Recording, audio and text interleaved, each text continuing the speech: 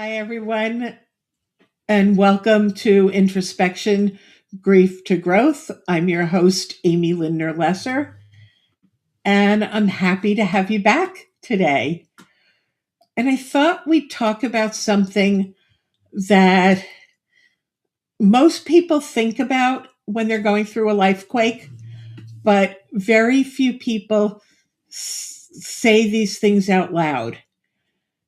And it's, when is it okay to make a big change after a life quake?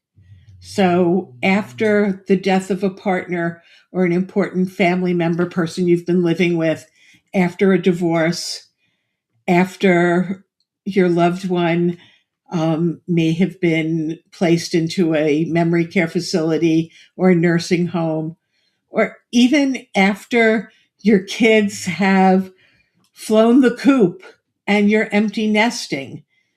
When is it time to think about moving, selling the house, purging belongings? When is it time to take your wedding ring off, to start dating,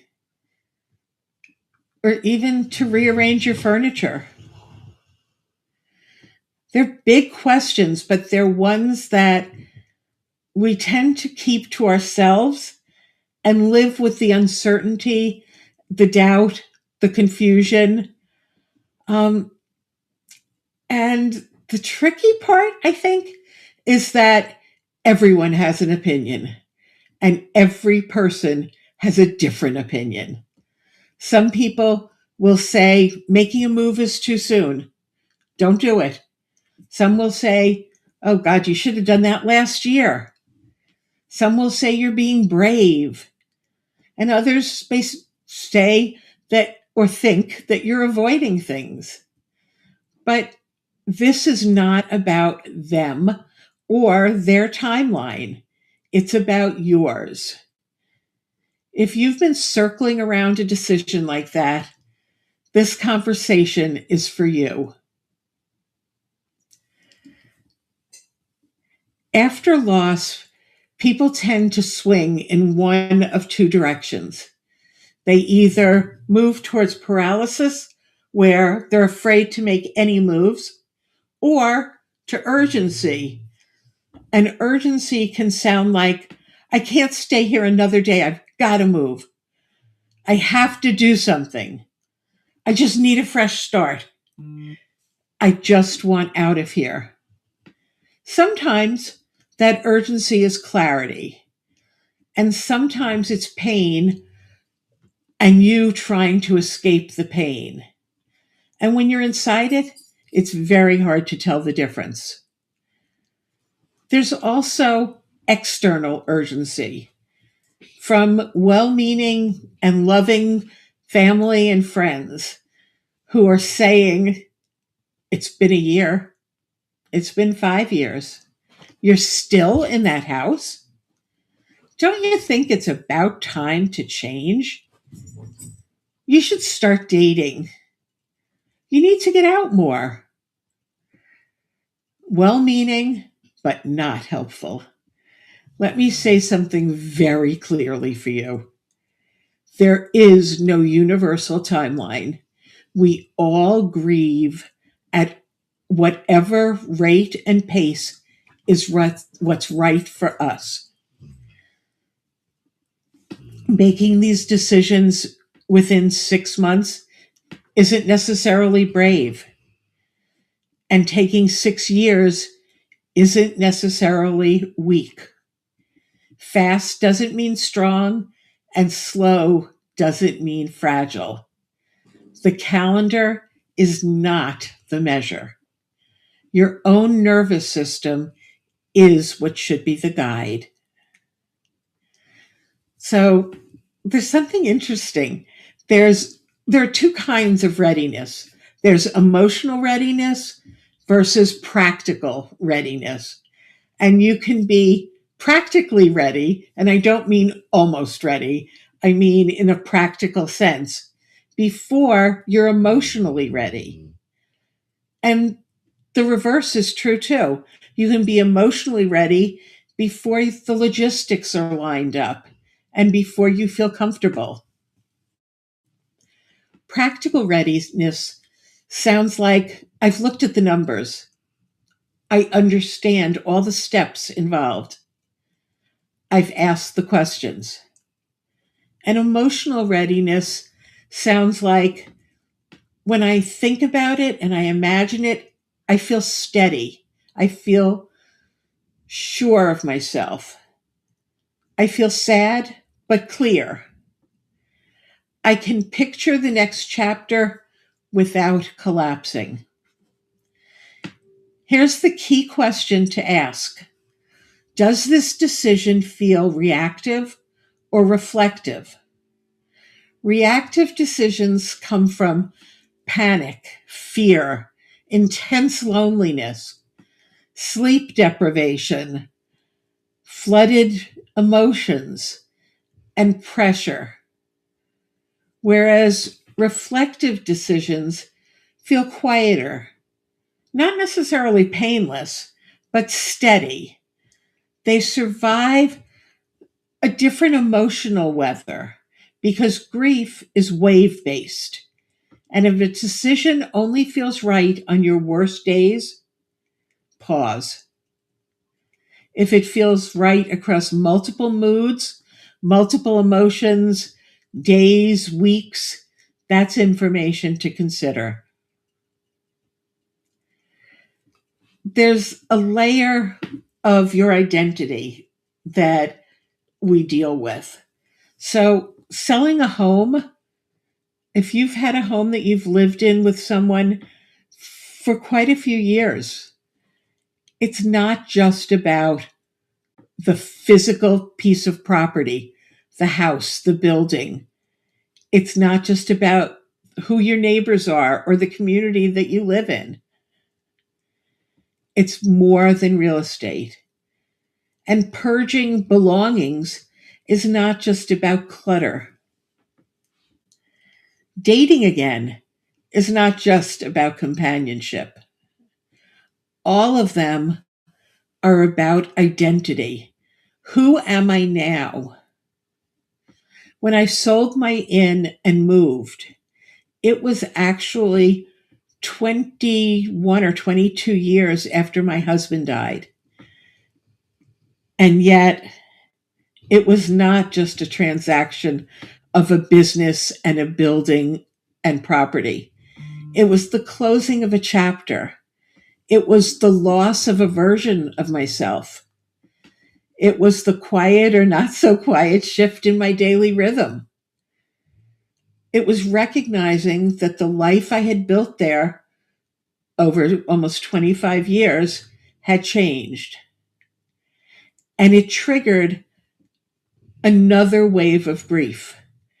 I remember thinking, and it's been about 5 years, but this was the last place that Steve and I were together.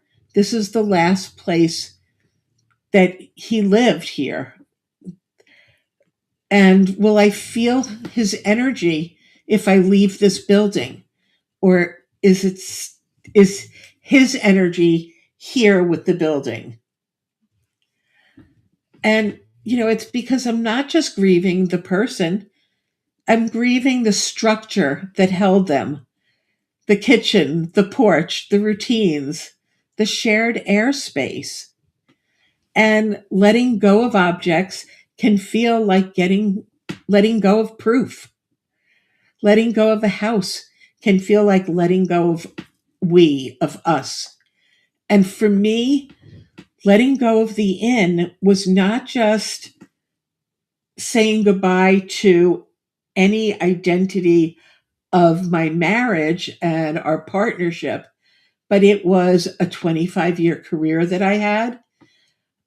Also, when my mother and stepfather passed away, their stuff got brought to the inn, and I had all of their things to go through and purge. It was like stepping into an unknown territory while still holding on to history, my history, our history. so much more than just logistics, although there were lots of them, but it was also emotional architecture. So, how do you know if you're ready? You might be ready if you've been thinking about this for a while. And the idea of leaving the place that you're in survives when you go through sadness as well as happiness, as well as fear, as well as anticipation and excitement. When you can be pretty sure that you're not trying to erase the past, when you can live comfortably or tolerate mixed feelings, those feelings that we have that sometimes we think are diametrically opposed, like grief and joy. Well, when you can tolerate the fact that they can coexist, that means you're getting closer to being ready.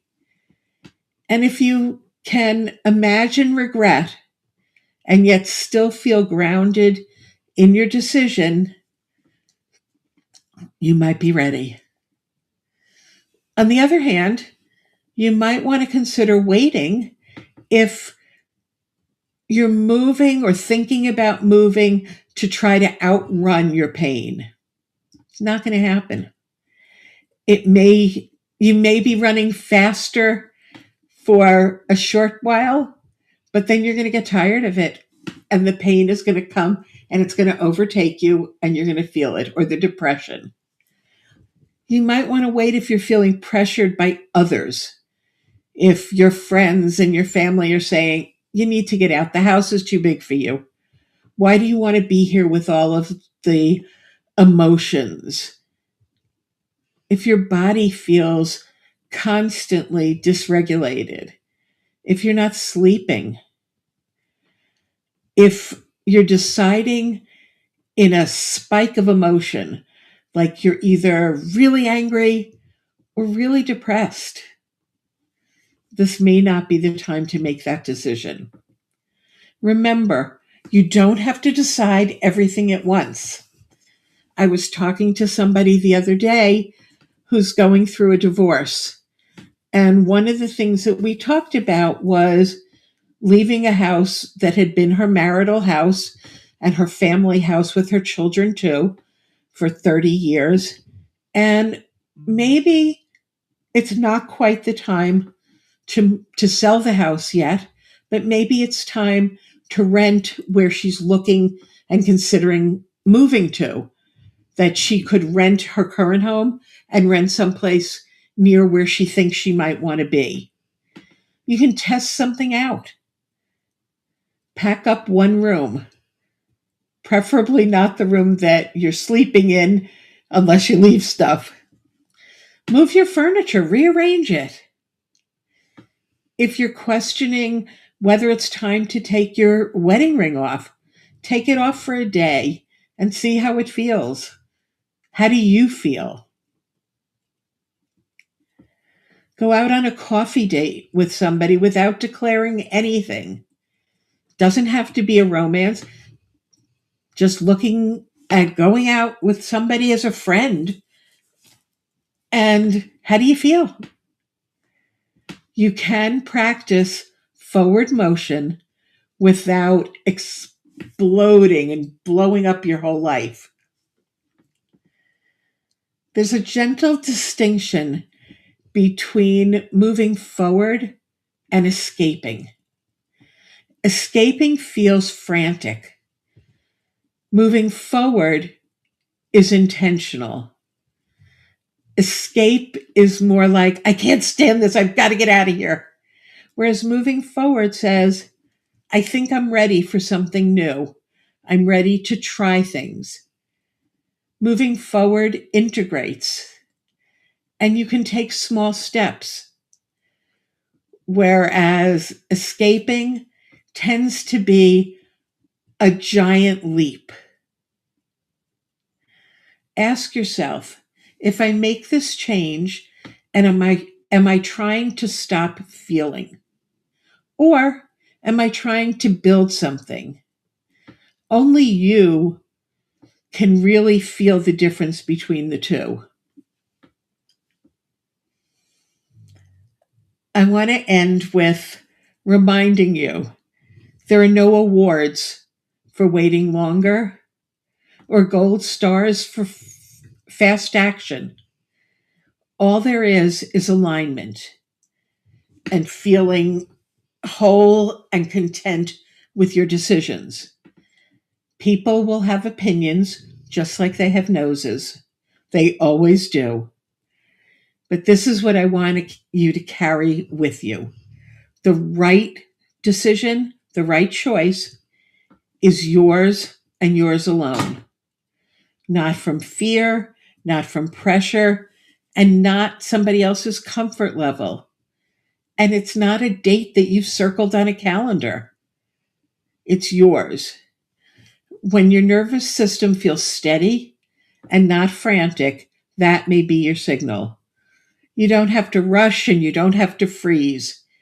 You're allowed to move when you feel ready. And if this episode resonated with you, if these are questions that you've been sitting with for a little bit, keep sitting. Don't rush to answer. And before you make any big change this week, pause. Do some deep breathing. Ask yourself whether the decision feels frantic or steady. Ask how you're going to feel in a month if this is the decision you make. How will you feel in 6 months? And how will you feel in a year or 5 years, depending on what the decision is? If what you find you're craving is some thoughtful conversation instead of a whole bunch more of opinions, if you want some space to sort through your readiness without pressure, I would be honored to walk alongside you as you make these decisions. You can book a complimentary Imagining Your Next Chapter call through the link in the show notes. You don't have to navigate any big decisions alone. I'm here, and there are others here to walk with you. Thank you for being part of this.